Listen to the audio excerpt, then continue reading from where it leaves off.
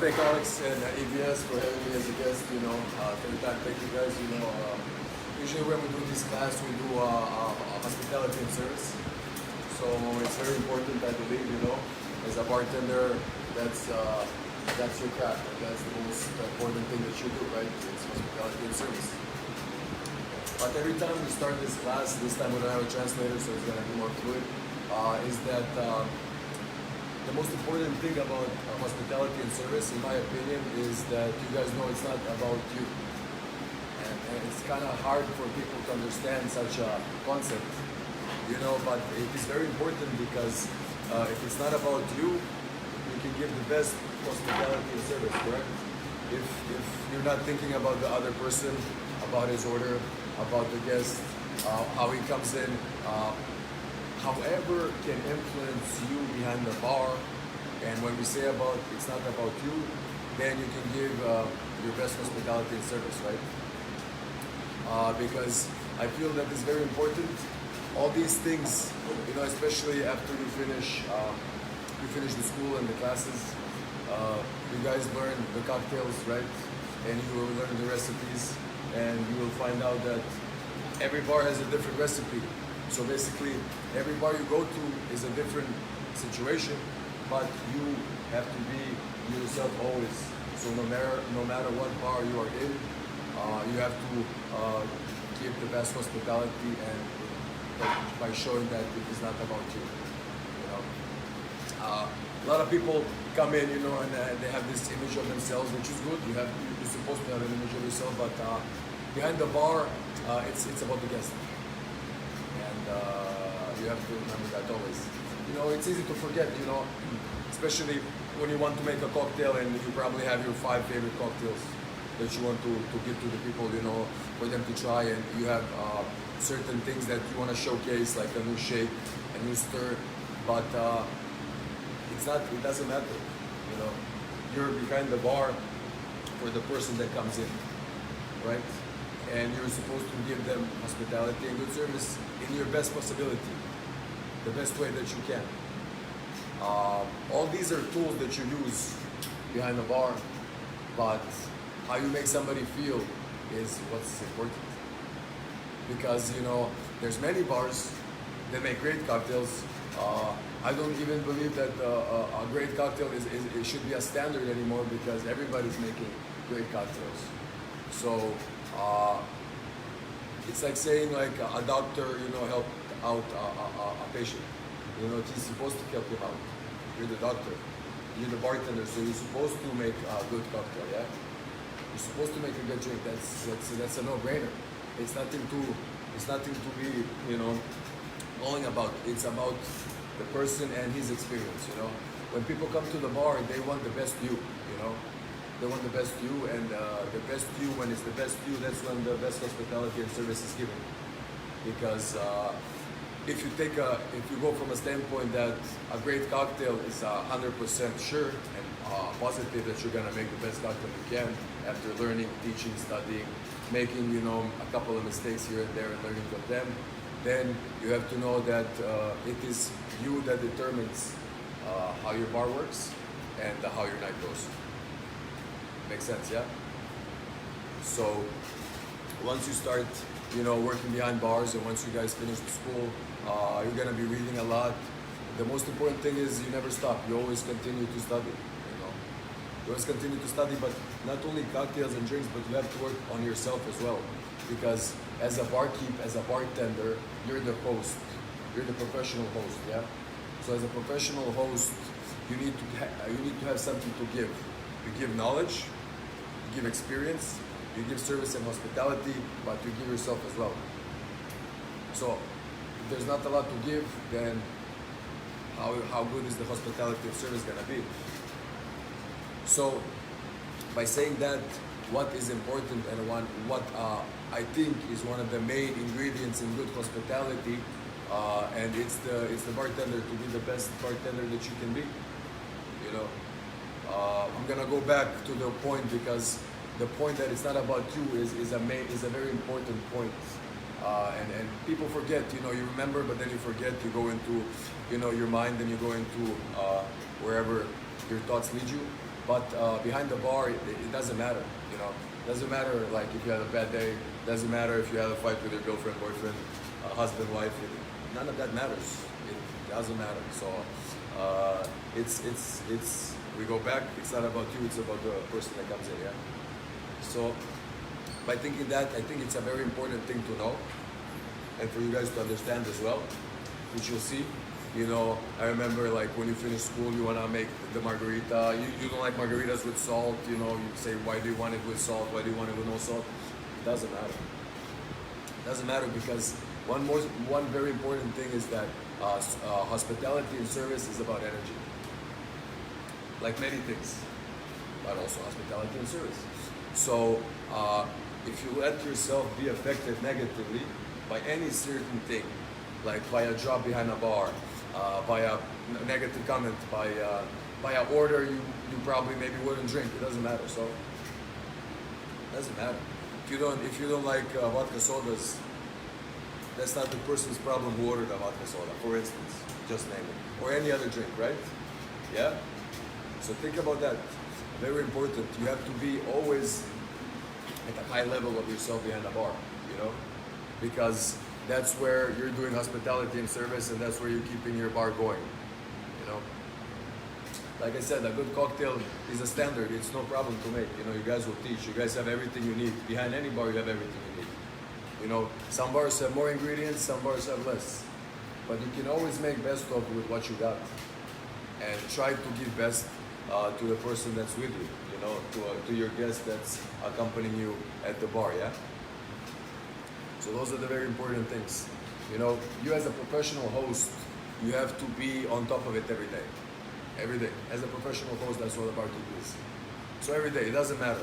Tuesday, Wednesday, slow day, busy day, empty day, rainy day, it doesn't really matter. You know, when you come behind the bar, you're supposed to give your best. And you're supposed to be the professional host, you know. And it's very simple, you know, especially you know, when you're growing up, you know, and in your house, you know, your parents, you know, you see when people come in and your father, your uncle, he welcomes them, yeah? I'm sure you guys seen that, you know, and he gives him whatever he has. So that's the same thing as you behind the bar. You know, you give that warm hospitality that you can.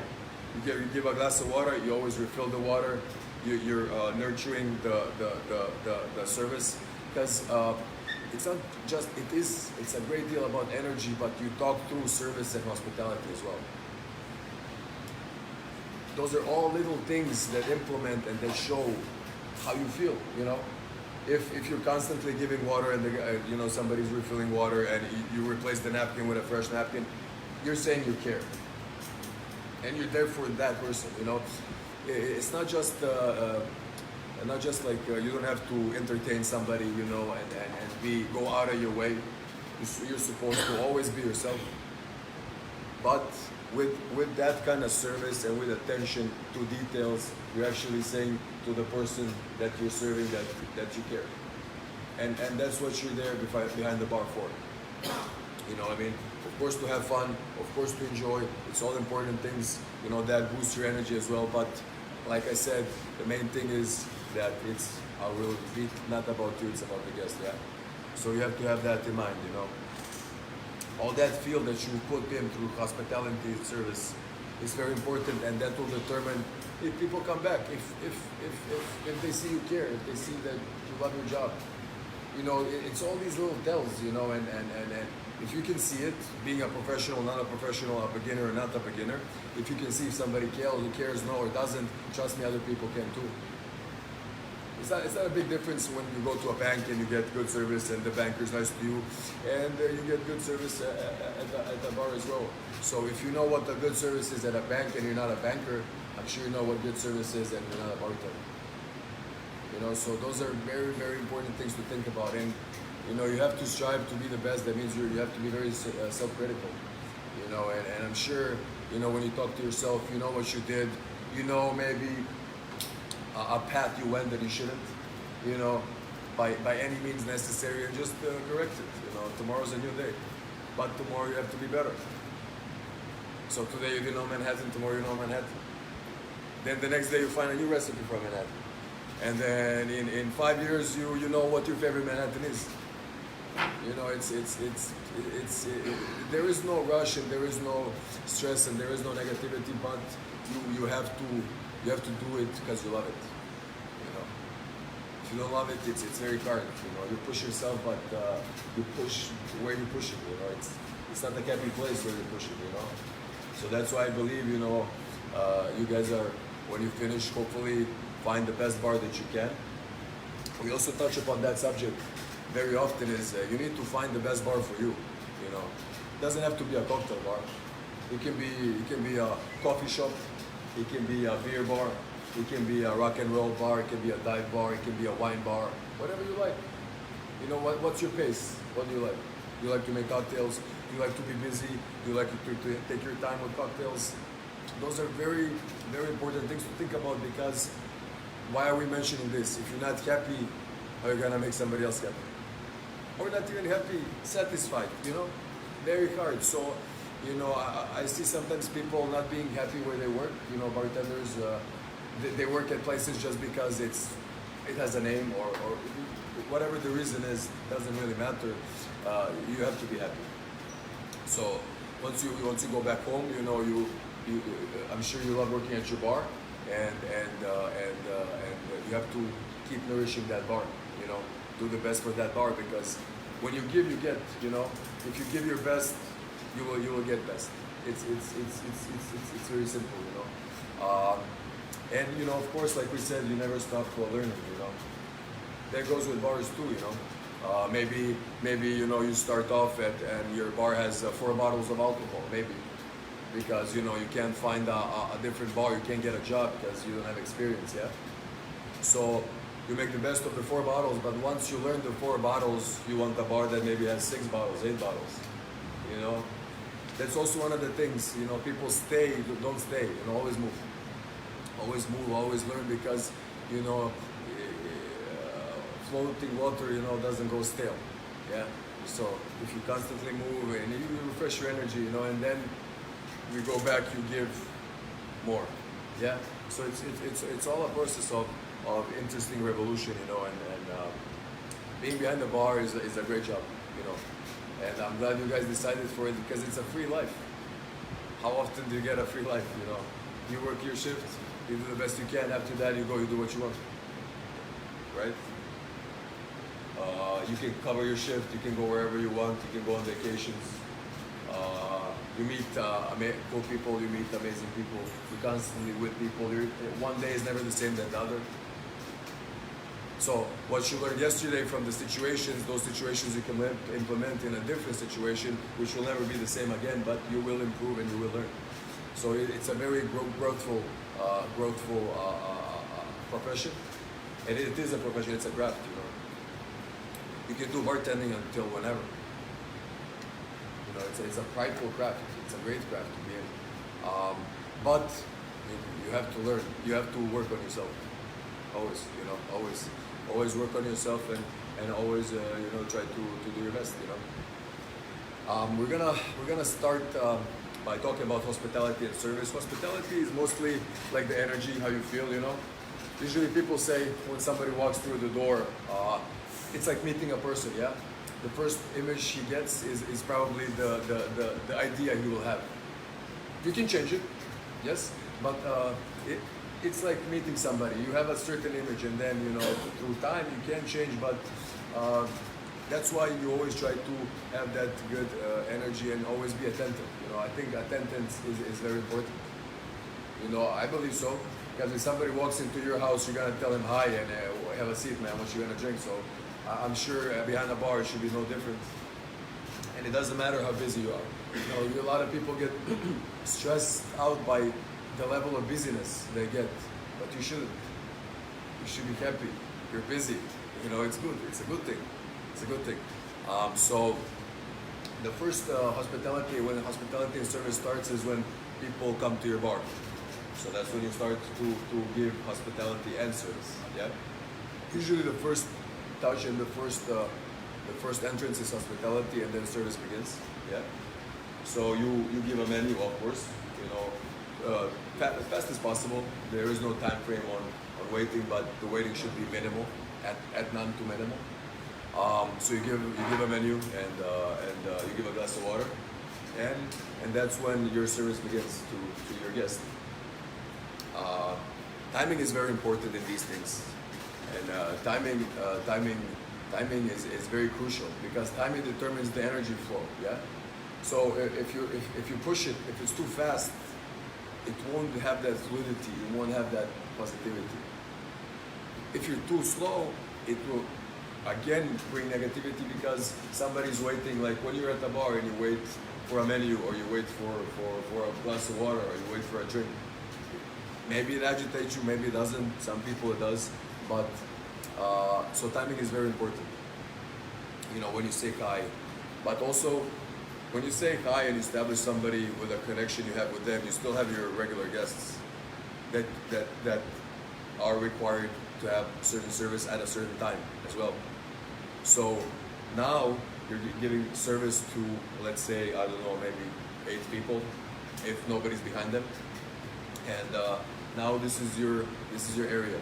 And you know, the reason why there is no reason for stress is when you work behind a bar. Bars have like certain stations, you know. So basically, if this is one station, this is your station where you have your guests. So how can you be stressed out if these are the people that are in front of you and that you're serving, as well as this guy here, yeah, or a girl. So you have your own segments, and you need to do the best you can to give hospitality and service, but not to lose on your energy or yourself. So it's a constant balance. You know, certain people lose themselves. They get busy. You know, they get out of control, and control is very important. You know, you have to have control. You know, because once you start losing control, that's when you start falling down, and that's when you enter into weeds. That's when you're like, you know, close the check, another drink, sure, a glass of water. So and then your sense is a bit off balance. So that's why when we reach the topic, when I said you have to always be present and azure on issues, then you will avoid going into the weeds as much as you can. Even being in the weeds is not bad. It can happen. It's okay. But that's what service and hospitality is. You know. At the end of the day, you know, it's most important that the person that leaves the bar leaves happy. Yeah, leaves happy. You know, and that's what we should do. A bartender should make one happy. So once you leave the door, you're supposed to be more happier, or at least in a better mood than when you entered it. Which goes to show that you're never supposed to make anybody feel bad. You know, that you should not do that. That's not what you're about. Yeah. You know, no matter how they are, it doesn't matter. How somebody is, it's a talk about them. It's not about you. Even how they are to you, it doesn't mean anything to you, right? It's not it doesn't define you. It doesn't say anything about you. It says about them again. So it doesn't really matter if you look at it very objectively. If you look at it, you're so free without all these things, just to give your best self, you know. And I always say, you know, sometimes it's okay, you know, maybe you're down, cover your shift, it's okay. It's not that bad, you know, if you don't feel like you can do the best that you can, get it covered, it's okay. You know, relax, do whatever you like, you know, be with your family, be with your loved ones, you know, get yourself up again, and then you do your shift again, you know. So, I said, we're gonna now make a cocktail that we always do when we talk about service and hospitality, just to show a certain service point, you know, and just to show the energy thing as well. So we usually make an old fashioned here. So when we make an old fashioned, we usually present everything. And if you take a look at the presentation, we're gonna go back, because a lot of things that we talk about in the barkeep class have connections with one another. Yeah. So if you think about it, like I said, everything is energy. If you get a setup like this, and you're sitting at the bar, you will not get the same feel as if you got a nice setup, right? Then we go back to you not being in a rush, so you have to have control. Because if you're busy and he has you, sure, okay, you go and you know, you fall out of balance as well, and then the whole purpose behind you being behind the bar kind of falls into water. A bit, it does. So, you know, you always want to try, and especially if you know good service, you know, you have a napkin, you're supposed to put the drink on the napkin, you have a garnish. So those are all the things you're supposed to do. So these things also affect how somebody feels, the energy, and also your level of service hospitality and how you represent your bar, you know. It is about you, but you are representing a bar that you work at, you know. And we go back because you love the bar that you work with love. So the result of your work is a good presentation and is a good looking drink and service, yeah. So Alex, where's the simple syrup, brother? Do you guys have the simple syrup? I didn't bring any number. Thank you, bro. So we usually make this cocktail with simple syrup, but this is okay. We can do now how you're gonna change. You know, if you don't have the Marrera, or sometimes you go to a bar when you don't have something, you know, you improvise, yeah? Like we said about the thing. Sometimes you work at a bar with 4 bottles, sometimes you work at a bar with 8 bottles. So by knowing that, and by knowing that you have to make best of what you know, then we're gonna make the best of what we have. So it's the same, yeah? So we do a bit of sugar. I know you guys made the old fashioned here. So a bit of sugar, a bit of water. You're gonna do a touch of water. Perfect. To dissolve easier, and then we're gonna do whiskey. You always want to know what proof you use, because with what proof you use, that's how it's gonna be. It's gonna affect the sweetness in the body.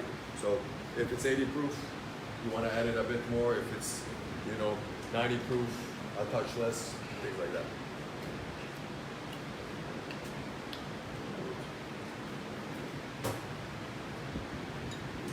And also, what affects is also the ice, you know, so the state of your ice is very important, you know, like anything else that you do. So how the ice is determines how long you're gonna stir or not stir. You know, stir too long, you over dilute. If you don't, it's gonna be too full-bodied, like a whiskey. So we're not gonna stir this one for too long.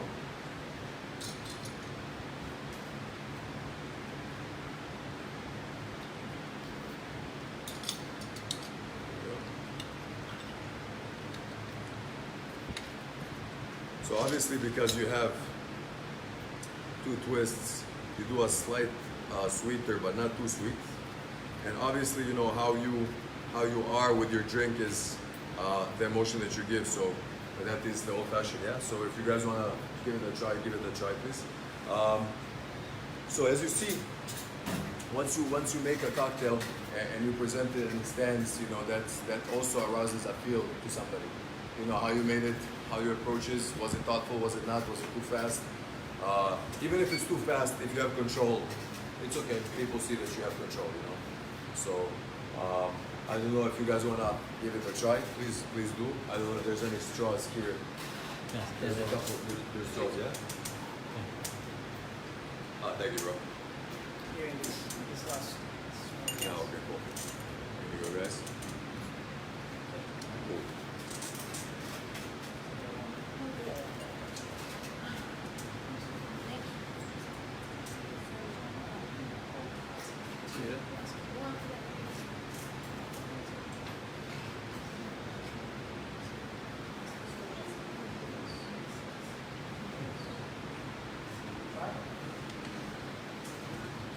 How's old fashioned? Good? That's what I had, yeah. So, yeah.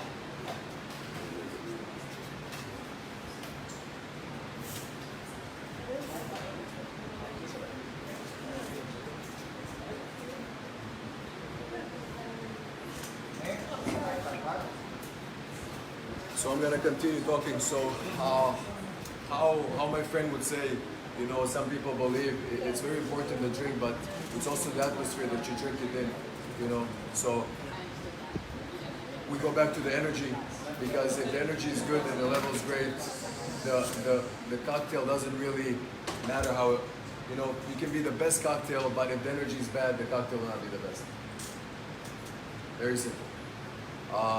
it's also very mindful. So if the energy is good and the cocktail maybe is a bit not as good as the cocktail from another bar, maybe, but it will be the best cocktail at that moment because you are actually drinking the best cocktail because of the atmosphere and everything that you're tasting. So we go back that energy is very important. Yeah, very important. You know. Then we go back to how you're supposed to keep yourself uplifted and having a good life. You know. So once you give good service and you're always on top of everything, always refilling the water. Like I said, timing is important. So you don't want to ask too fast. Would you like another drink? Because you know it needs to settle. You know, also you don't want anybody to feel rushed. You know, so once you time everything and everything is done properly, what you want to do is basically the service doesn't stop until the person not pays for the check but leaves the bar. So that's what the service ends. Service ends only when somebody walks through out the door, not when he pays the bill. So you're still there and you still want to add water and you still want to make him feel welcome. He can stay as long as he wants, even if he paid the bill, it doesn't really matter. Once one leaves, that's when service ends and that's when you give your best. So that's the hospitality and service guys. Good. So it's like a quick session on Q&A. So Sure. you guys just raise your hand and ask questions. Yeah, if you guys have any questions, you know, whatever you want to know, if you have any doubts, whatever's in your head, you know, please feel free to ask. It's no problem. Anyone? Sure. No questions? Wendy? Ready? Yeah. How do I do with what? Difficult customers. Difficult guests, yeah. Like I said, how you act is you speak for yourself. So I don't let it faze me. You know, I don't let it faze me. I don't engage. I don't engage in those kind of things. Like if it's a negative energy, why are you going there? You know what I mean? So I try to balance it off as much as I can. If somebody's harassing somebody or being physical or being more, then you know I will ask him to maybe just calm down because people are not enjoying. But if he doesn't calm down, then you probably ask somebody to leave. That's okay. You know. But like I said, how difficult they are. Here's the thing. A very good question. What's difficult? You know, some people have a very low level of tolerance, but some people have high. So then, difficult to somebody that's here is difficult to somebody that's here. So, how I'm gonna answer your question is, if you work on yourself and you're the best that you can be, you raise your level here, and then you don't have to come down at any of these problematic situations here, right? Because they cannot affect you, and they shouldn't affect you. Because think about this: if you let somebody affect you, right, and then you go to the next guest, you will give him that negative feedback that you got from the first person. So not only are you not supposed to do it because of you, but you're not supposed to do it because of the other guest as well. Because he doesn't deserve or she doesn't deserve to get your negative experience that happened 5 minutes ago, 10 minutes ago, 5 seconds ago. Doesn't matter how long it takes for you to get back, but you know what I'm trying to say? So I hope that answered your question. I hope it's good. Yes. So, do you have any technique in like keeping the guest's name? Have any technique? From keeping the guests there? Yeah, for you to remember their name. Timing is a lot. Like yourself, what you Yeah. you do. Yeah. Timing Keep their name. to keep the guests. Timing is very important. So timing, how you give the water, when you approach, do you need another drink? Every situation is for itself. Every situation and every person is for itself. So if you take a look at how many situations there are, and then a person maybe is in a rush somewhere, maybe you cannot stop because maybe he needs to go to another bar, and then if you try to stop, then it goes into a situation where it's not good. You don't want to be in that situation. So how you stop is I don't really try to stop. I try to give the best service and try to keep it like alive as long in a natural way as long as I can. And then, because it's the same thing if you act behind a bar with something that you're not. It's not good. Same way like this. If you try with it's gonna backfire, I believe. So I try to give as long and as a good service I can. And if somebody feels good, then he forgets about his maybe appointments or maybe problems, then he will stay. So if you give a good service and you do it in a good time, not pushy, not this, and you connect properly, I think chances are that somebody's gonna stay longer than they should. How long? I don't know, but I think that's how you should do this. Danny, do you have steps for when you are working with a lot of guests, full bar, to remember like every single, for example, drinks? If you how, for example, to grab two guests or just one by one, or you just say the welcome first and then you just go riser or the bar, or how do you? Because I was there. You employees only, it's a lot of people in the same time. You with two mixing, boom, boom, boom, so fast. So how do you do? I try to push myself as much as I can, so that's a good question. So usually first, when you start, you want to take one person. I take as many people as I can. So I will give, no matter if I have 8 people in my head with drinks, I will give the 2 people that enter menus. They will wait for me for probably a bit longer time, but they will get menus.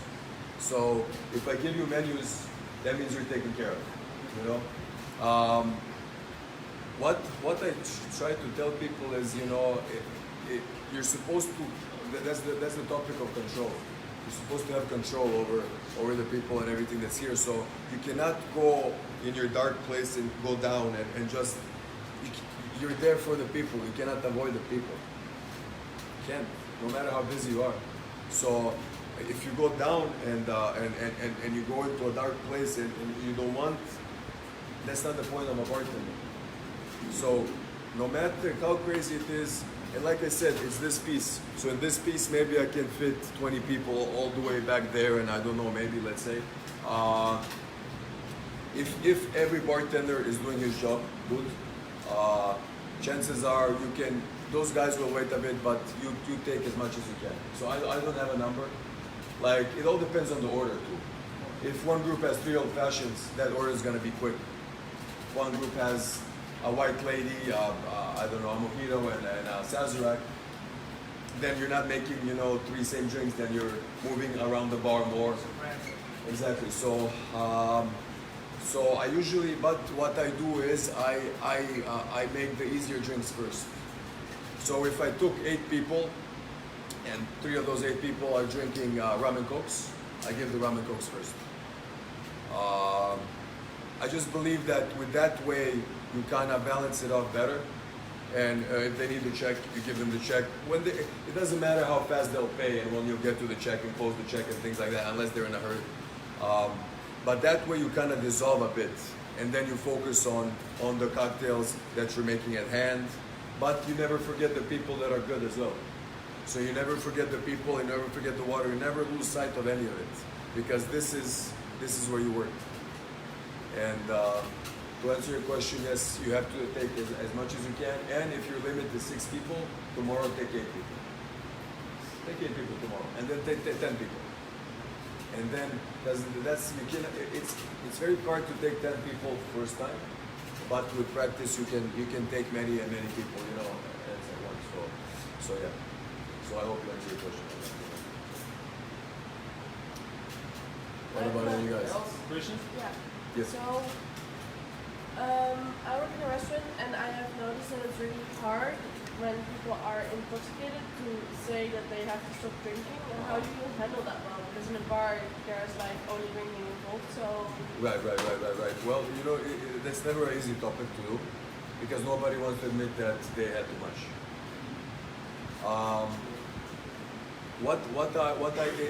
It's like I said, it's individual. I like to give them as much water as possible. And if they came to that state at your bar, you probably have some connection with them if you were serving them. So you can say, hey, of course, man, you know, in a bit, you know, so you can balance it, you know, and if they start getting aggressive and rowdy, then you say, listen, you know, I'm just, you know, pacing yourself, you know, just take your time, it's okay, you know, we'll continue drinking. So you start to be as, you're supposed to be as normal as possible.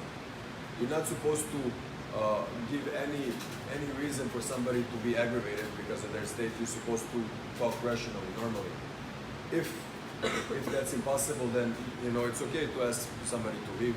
But even then, you cannot be angry at him or for her for being drunk or not have any negative feelings towards it. So you're just supposed to talk normally. And if he doesn't understand, then you have the best interest in taking the time, then you know chances are you'll probably leave, or she, you know. And if they cause a scene, you know they will be asked to leave. But so if they're in a good place, they won't leave because they know you, and I know you took care of me so good tonight. So if you think you know you okay, you know it's fine. But if I go into a negative state, then it's up to how he reacts or she, then that determines if they're gonna have another drink and stay or leave. Anyone? Yeah. Question? So when you have a guest who comes to you, but he doesn't know what you want to drink, Right. you just say surprise me. So what do you do? So that question is very good, and it also depends how much time you have. So if it's a busy bar, I usually ask, do you like it boozy? When I say boozy, Manhattan, old-fashioned, Sazerac, martini. Do you like it citrusy? That means a gimlet, a daiquiri, a Hemingway daiquiri, and employs only West Side. And if you like a touch of fruit. So if they go for the fruit, then you see if they want it sweeter or they want a citrus forward as well. But you kinda, and if you know your menu, which you're supposed to obviously know, and the cocktail that you make, you know what cocktail is perfect for that person. And it's much easier for somebody to ask you that. Because if they order up the menu and they're not sure what they like, maybe they won't like it.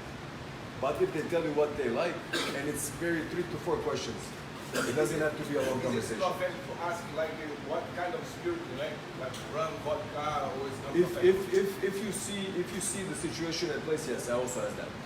Do you like if you wanna see what they usually drink, you can go that way too. So you can go and see what do you usually drink. That's my question. And then if they say I usually like a cosmopolitan, I like Long Island, I like whiskey sour. So then I know you like egg whites, you like a bit of sweet, a bit of sour, you like dark liquor. So then I'm gonna make you something either up to menu or what I know, or the cocktail that you usually drink. Maybe at the bar that I work, we make it a bit different. So let's say, for instance, maybe we make it a bit different whiskey sour. So maybe I'll tell you, you know, if that's your thing, we make a great whiskey sour. People order it a lot. If you want to try what we make, and then you make a decision. Or either you say yes or you say, you know, I want to try something a bit different. Then you go, okay, then you make a variation, but you stick to the same boundaries that the whiskey sour has. Questions? Anyone? I have a question. I know you guys moved from, you switched from plastic straws and metal straws. What's your opinion? Like, I know it's been a couple of months or so. What's the customer experience?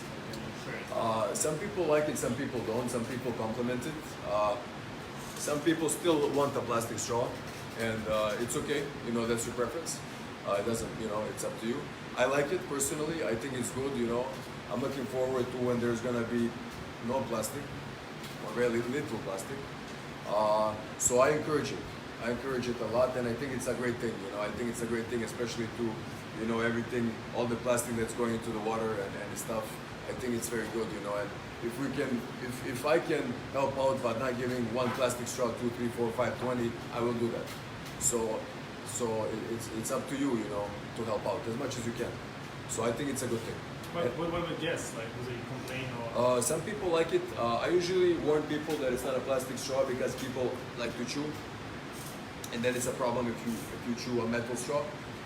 So I usually I usually warn a person that it's a metal straw.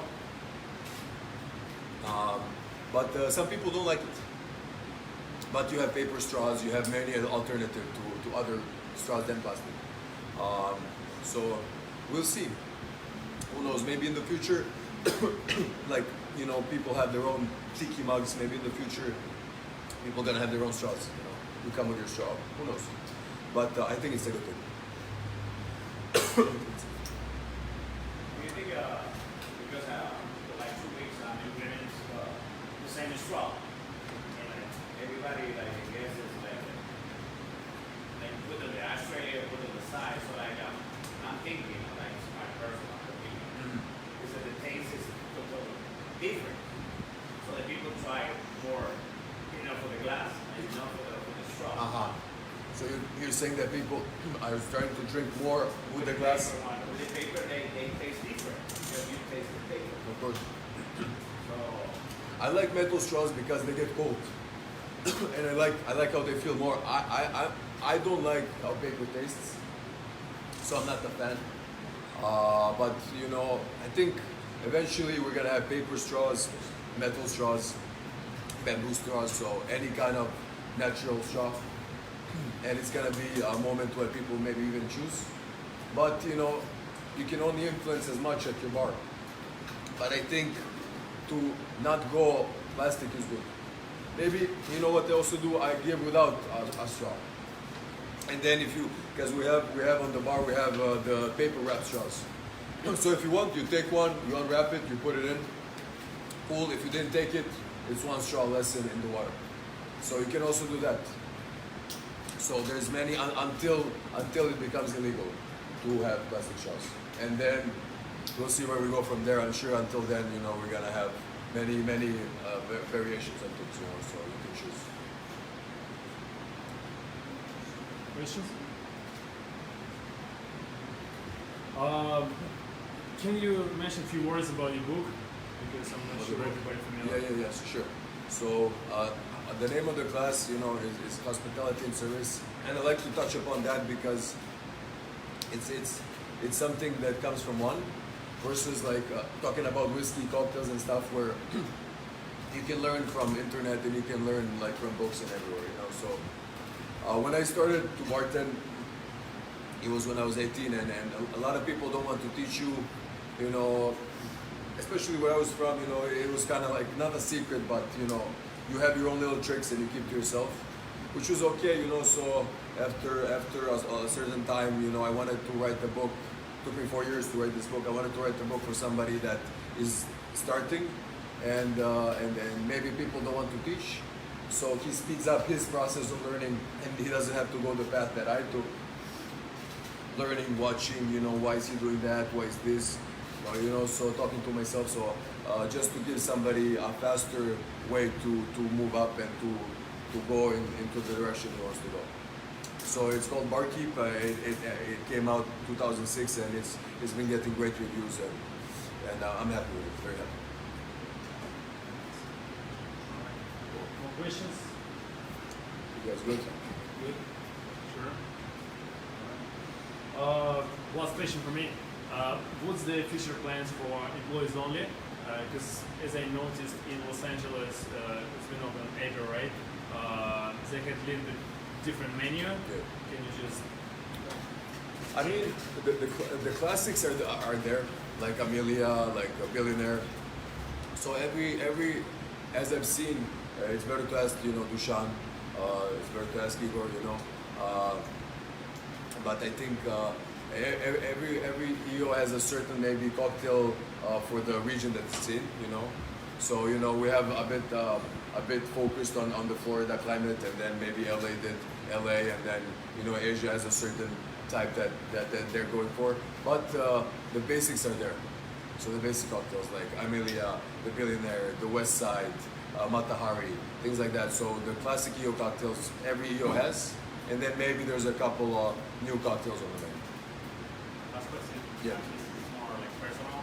Sure. Yeah. Any questions? Yeah. I always, when I go to a place only, I wonder why you guys measure the glass like this.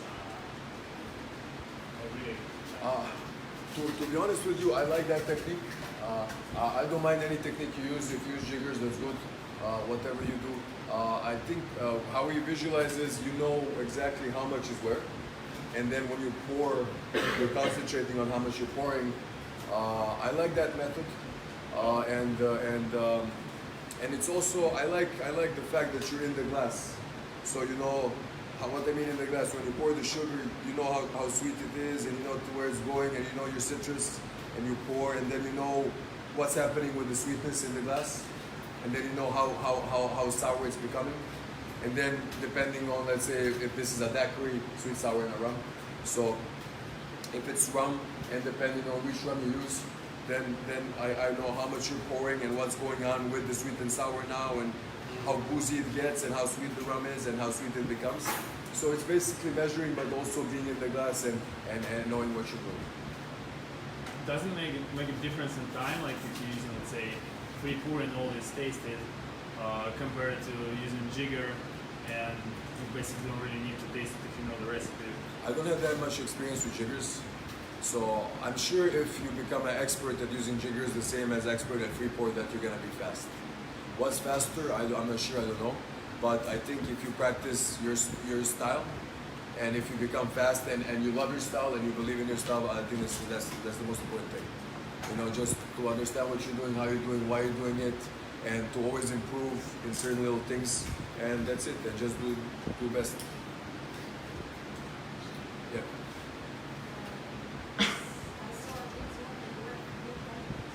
Sorry?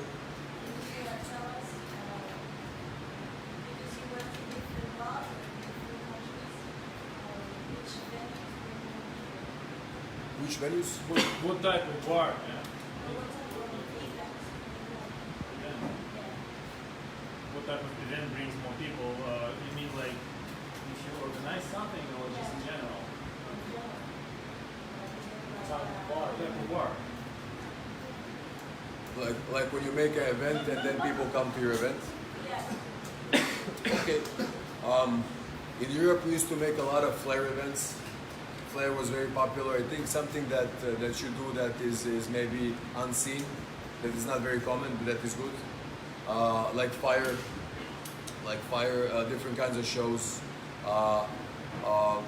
events, anything that people are interested in. You know, it depends who you're catering to. If you do an event about whiskey, bartenders are gonna come. People that want to learn about whiskey are gonna come. If you do classic forgotten cocktails, maybe some people that love those cocktails that they didn't have them in a while are gonna come. Bartenders are gonna come. But I think it has to be a bit different than what everybody else is doing. I think that when you make an event, it should be a bit different. You know, you should always do something. First of all, you have to believe in the event. You have to believe in what you're doing is good. Because if you just like doing something that everybody else is doing, then it doesn't matter really. So first of all, you have to believe. Let's say, you know what, I'm gonna make old fashions, and I believe that I love this old fashioned. It's gonna be great, and I'm gonna make old fashioned day, Tuesday, old fashioned day, because we do this, and it's a bit different, and I truly believe so. And by time you will make the Tuesday the old fashioned day. For instance, if you're talking about once a week, kind of make an event for your bar. But if you're talking about bigger bars, you can have DJs come through. You know, you can have DJs with saxophone. You can have dancers. You can have anything that is a bit out of the ordinary. You know, sometimes just a DJ in a town that has a lot of DJs doesn't mean a lot, I believe. So first of all, you have to believe in what you're doing, what you want to do, and second of all, you have to have something of it. Danilo, Good. one guess that you will never forget in your life. I guess. Yes. I don't know. I don't know. I guess that I will never forget. Good experience or bad experience? No. It's no. I try always to have good experience. I think I remember. I forgot his name. It was in Serbia, Belgrade. He was a really cool guy. You know, always comes, always positive, always buys people rounds. I like that, the old school kind of way. You know, when you come and you ask Obviously in America, everybody has money, so you don't need to ask the bartender what he's drinking. He can drink as much as he wants and he's making money. But maybe in poorer countries, it's a nice thing, or less wealthier countries. But I believe that, you know, I like that old school when you ask somebody what they're drinking, not just the bartender, but maybe like people next to you, see a couple, you know, you share the experience and the positivity. So yeah, I think that's cool. So I like that. I like that. You don't see that very often anymore, you know. I like that. If someone asks you a cocktail and you don't know that cocktail, Yeah. you've never heard about Yeah. it, how do you deal with that? I go You to. want be professional. Yeah. If it's another bar's cocktail, I usually, if they like it a lot, maybe they know the recipe. So if it's another bar's cocktail, for instance, maybe they make, I don't know, finest call sugar, let's say the cocktail's called. And I will ask you, you know, if it sounds like, because usually you know classics, and you know menus, but if it sounds like something that's out of the ordinary, then you ask where did you drink it, and then if they say the bar, then you know it's that bar's cocktail. So maybe you ask how does it taste, what's in it, maybe they know. If it's a classic and you don't know, you can always use a book or internet. You know, I don't think a phone should be used outside the bar like this, but you can go down and just take a look, read, and then come back and put the phone in the drawer and make it. So it's no embarrassment. I don't think it's an embarrassment. If you don't know it, it's okay. You will know it when you first make it. Just try to make it best you can. Try to make it best you can. Try and see that it's good. Try to make best you can, and that's all you can do.